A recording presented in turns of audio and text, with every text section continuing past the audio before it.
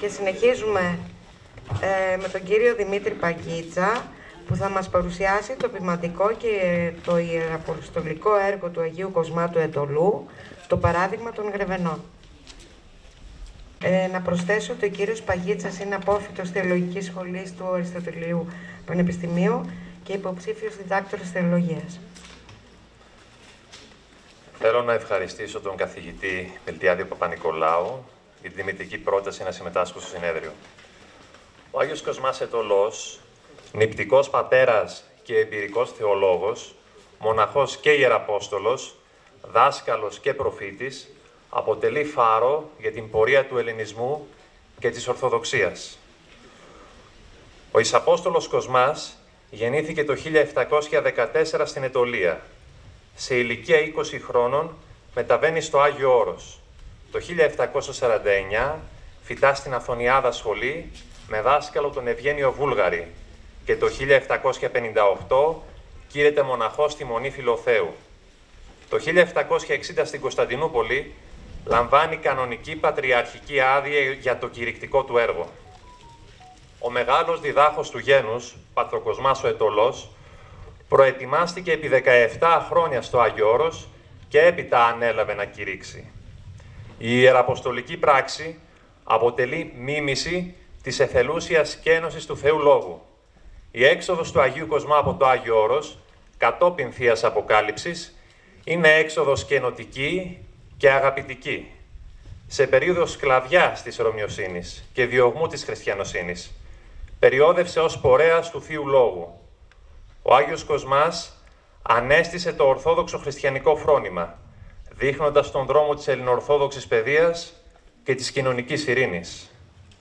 Αγαπήθηκε από τον λαό, αλλά και διώχθηκε από όσους δεν ήθελαν την απελευθέρωση του γένους, μένοντας πιστός μέχρι τέλους, κατά τα λόγια του Κυρίου, και έσεστε μισούμενοι υποπάντων δια το όνομά μου. Ο δε υπομείνας εις τέλος, ούτως σωθήσετε. Στις 24 Αυγούστου του 1779 απαγχωνίζεται στο κολυκόντας της Βορείου Υπήρου, όπου σήμερα βρίσκεται ο τάφος του. Δέχθηκε το μαρτύριο δοξολογικά. Σταύρωσε τα 4 σημεία του ορίζοντα. Τα τελευταία του λόγια, το ψαλμικό. «Διήλθομεν διαπυρός και ύδατος και εξήγαγε σημάσεις αναψυχήν». Η μαρτυρία του οδήγησε στο μαρτύριο, το οποίο αναδεικνύεται ως η κατεξοχήν χριστιανική μαρτυρία. Ο καθηγητής πρωτοπρεσβύτερος Βασίλειος Καλιακμάνης σημειώνει πως ο Πατροκοσμάς μιλούσε πάντα ως υποψήφιος μάρτυρας, προσευχόταν γι' αυτό και στο τέλος αξιώθηκε του μαρτυρίου της πίστεως.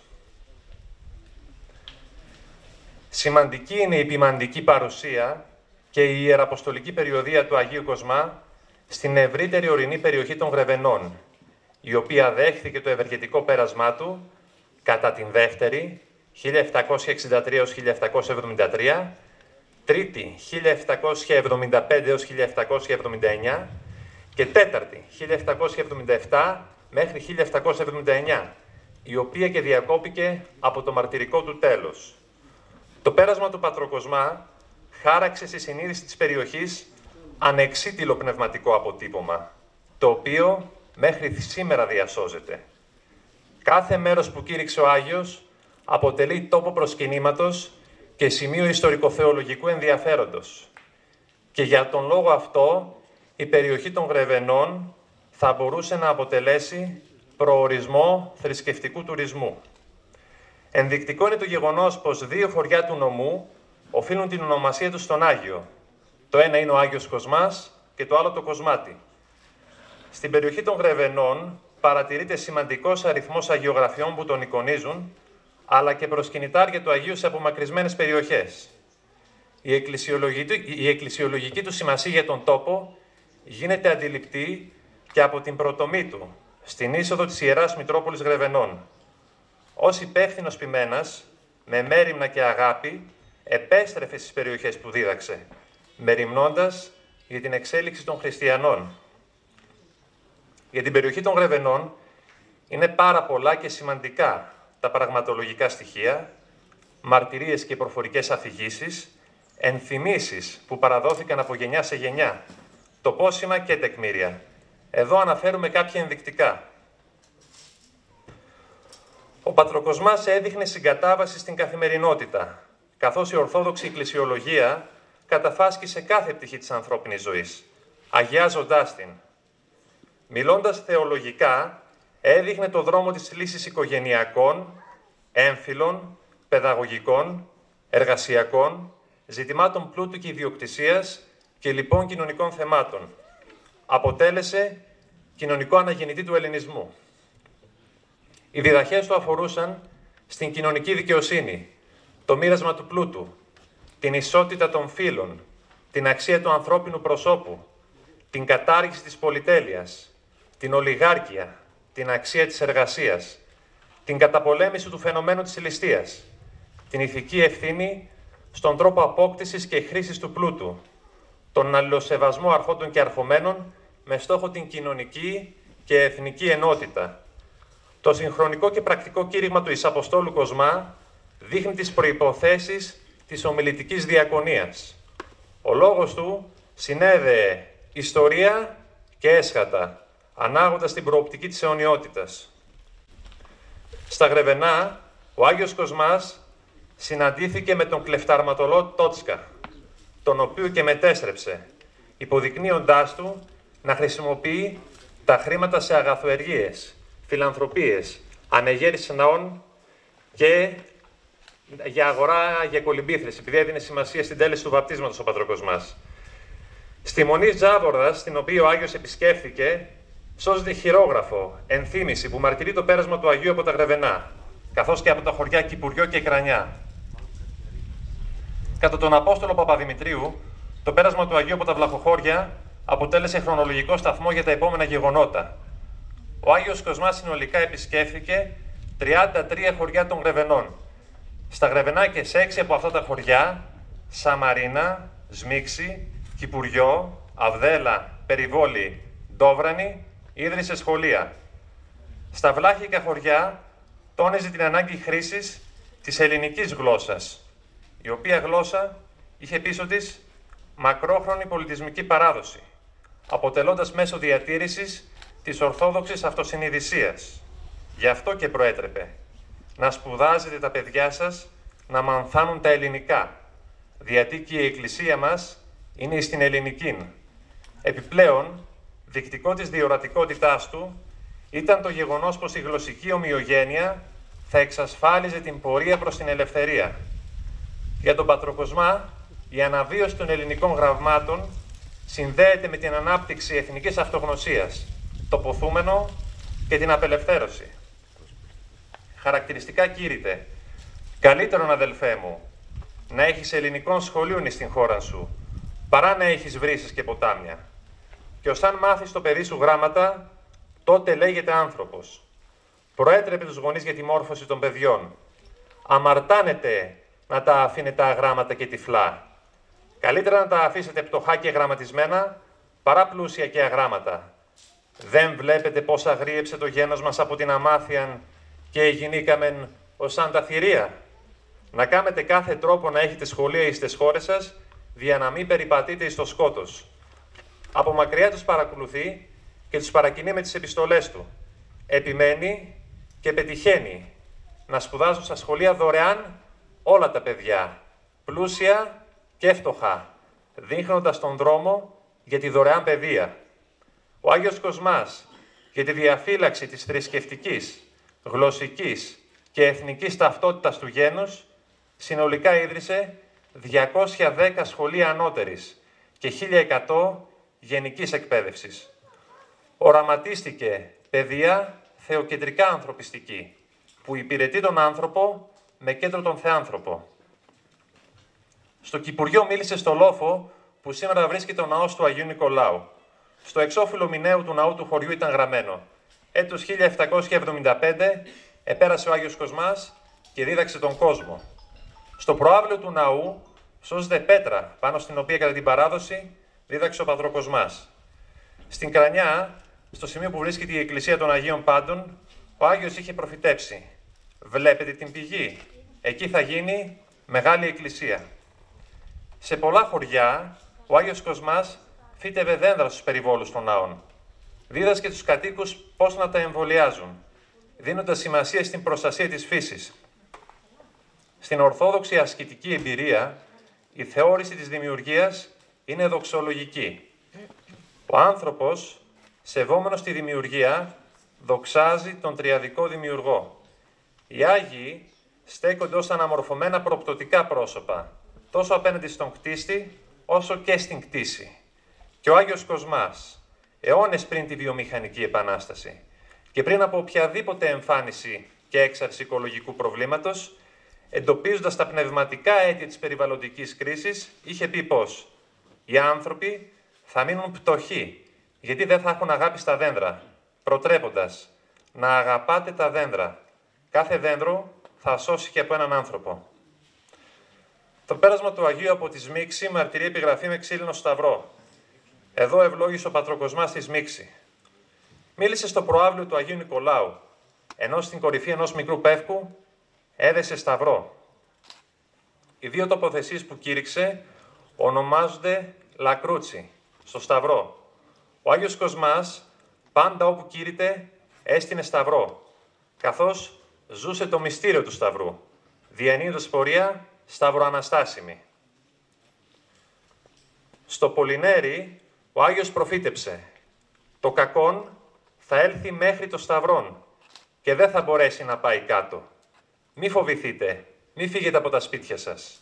Η προφητεία εκπληρώνεται το 1940, όταν τμήματα αλπινιστών Ιταλών έφτασαν μέχρι την τοποθεσία Σταυρός, κοντά στο ύψωμα Ανίτσα, εκεί όπου η ύλη υπηκού τους κατέκοψε πριν προχωρήσουν.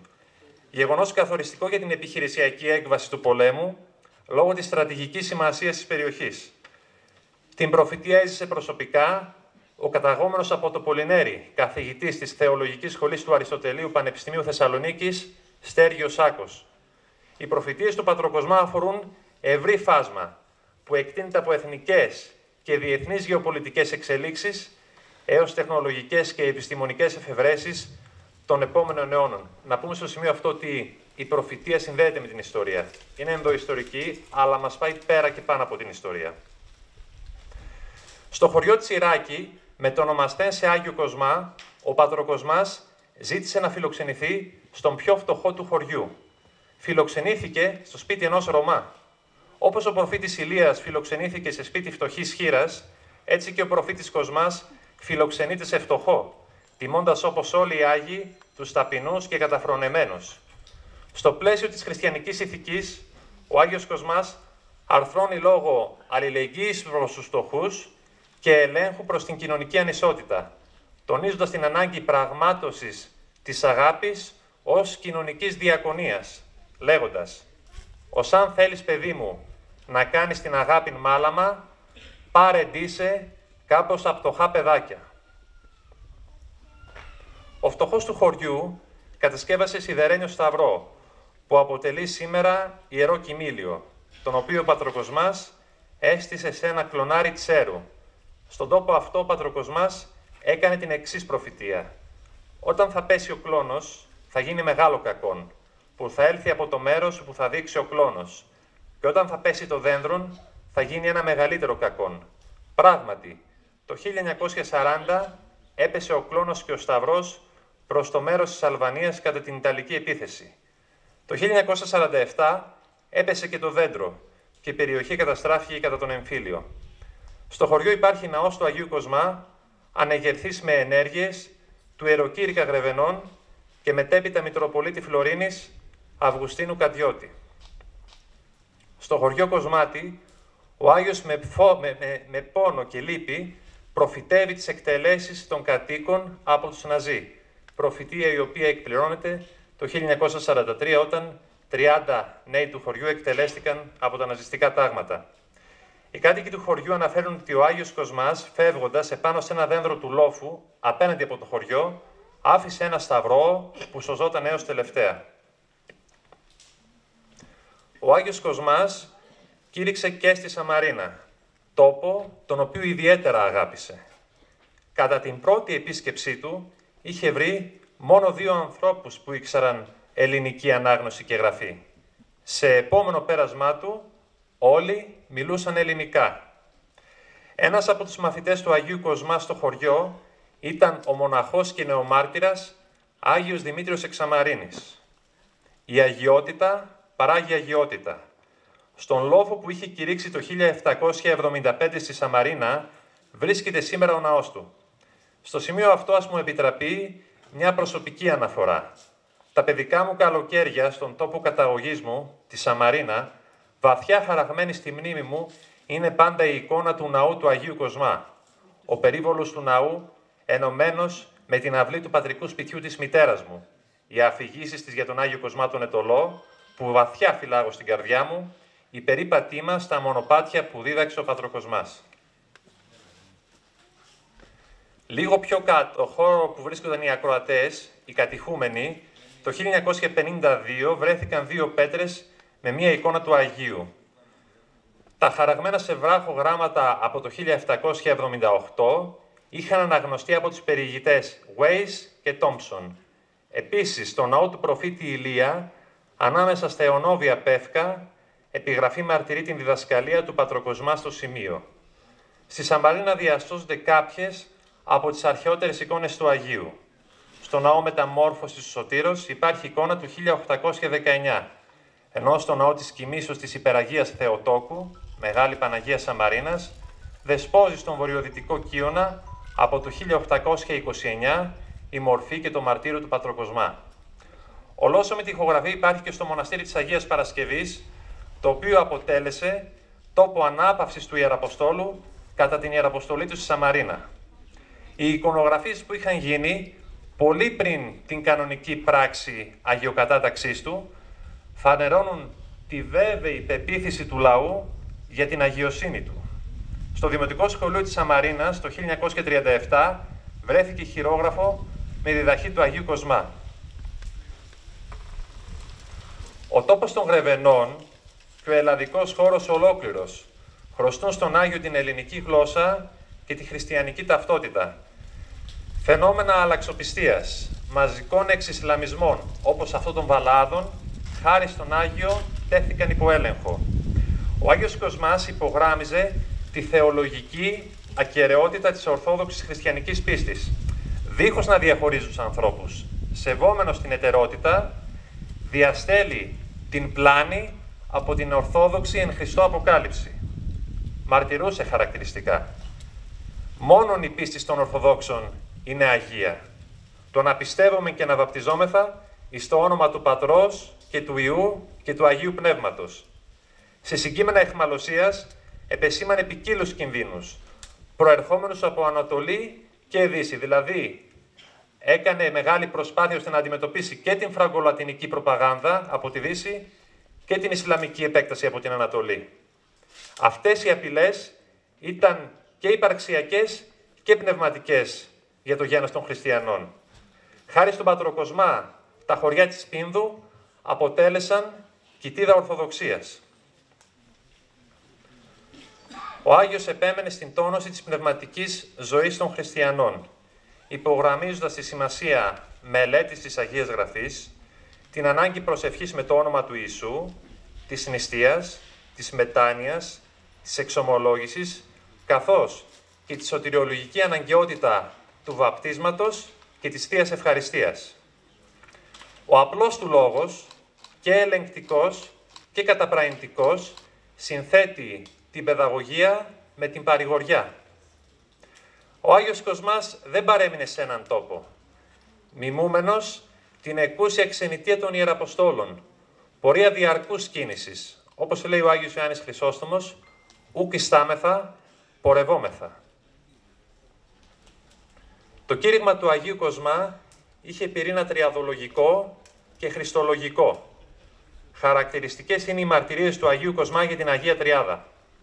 Ο Πανάγαθος, αδελφοί μου, και πολυέλεος Θεός είναι ένας. Είναι και τριάς. Πατήρ, Υιός και Άγιον Πνεύμα. Μία φύσης, μία δόξα, μία βασιλεία, ένας Θεός. Οι διδαχές του πάντα άρχιζαν με την ομολογία. Ο Κύριος ημών Ιησούς Χριστός και Θεός μας. Το κήρυγμά του συνοψίζει ολόκληρο το απολυτρωτικό έργο της Θείας Πρόνοιας. Χαρακτηριστικό του Αγίου Κοσμά είναι η απεριόριστη αγάπη προς το πρόσωπο της αϊπαρθένου Θεοτόκου. Προτρέπει τους χριστιανούς ο Άγιος Κοσμάς να έχετε ευλάβειαν εις όλους τους Αγίους της Εκκλησίας μας. Ναι, μα περισσότερο να έχετε 1000 φορές εις την δέσποινά μας, την Θεοτόκον Μαρίαν, διότι όλοι οι Άγιοι είναι δούλοι του Χριστού, αλλά η δέσποινά μας η Θεοτόκος είναι κυρά και βασίλισσα του ουρανού και της γης και πάσης νοητής και αισθητής κτήσεως.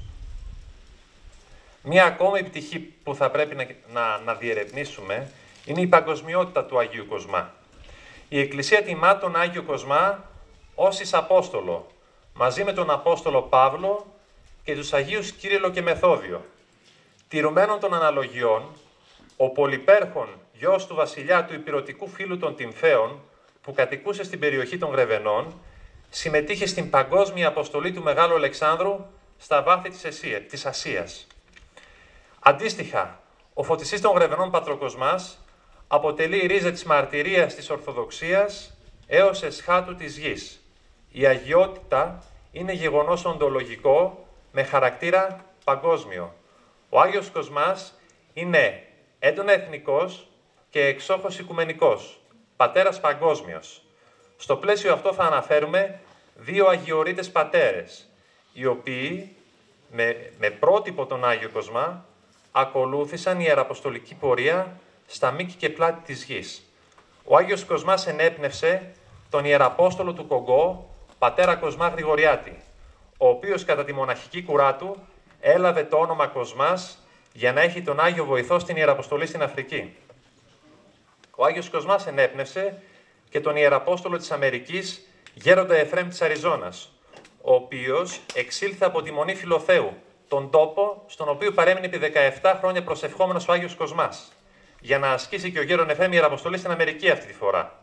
Τα μοναστήρια που ίδρυσε ο Γέρον Εφραίμ στην Αμερική απηχούν το πνεύμα του Αγίου Κοσμά και ένα από αυτά είναι η Ιερά Μονή Αγίου Κοσμά του Ετωλού στο Τορόντο του Καναδά. Η βοήθεια του Αγίου Κοσμά στην παγκόσμια μαρτυρία της Ορθοδοξίας φανερώνει πως οι Άγιοι είναι ζωντανές παρουσίες. Αγιορείτης και μέτοχος της άκτης της Θείας Χάριτος, ταπεινός και λιτός, ο Άγιος Κοσμάς ο Ετωλός, περιοδεύει στα χωριά των Γρεβενών, ως παιδαγωγός, εθνικός και ηθικός αναμορφωτής, σηκώνοντας στις πλάτες του το έργο του Ευαγγελισμού του σκλαβωμένου γένους. Είναι ο Άγιος των σκλάβων, ο Άγιος των φτωχών, Άγιος του λαού. Στην ελευθερία των Γρεβενών και της Ελλάδας ολόκληρης, καθοριστικά συνέβαλε ο Πατροκοσμάς. Το πέρασμά του από τον τόπο των Γρεβενών είναι αιώνια παρουσία. Ο Άγιος Κοσμάς εμπνέει, είναι διαχρονικός και πάντα επίκαιρος, αποτελώντας σημείο φωτός για τον ελληνισμό και την παγκόσμια Ορθοδοξία. Ο Ισαπόστολος, ο Σιωμάρτυρας και Νεομάρτυρας Κοσμάς, ο φωτιστής των Γρεβενών και του γένους, δίδαξε και έπραξε το Ευαγγέλιο. Η οσιακή του πορεία είναι ύμνος προς την εθνική και πνευματική ελευθερία, σύνθεση ορθοδοξίας και ορθοπραξίας, αγάπη προς τον Θεό και τον άνθρωπο, δυναμική παρουσία στο ιστορικό παρόν με προοπτική αιώνια που ατενίζει τα έσχατα και τη βασιλεία του Τριαδικού Θεού. Σας ευχαριστώ.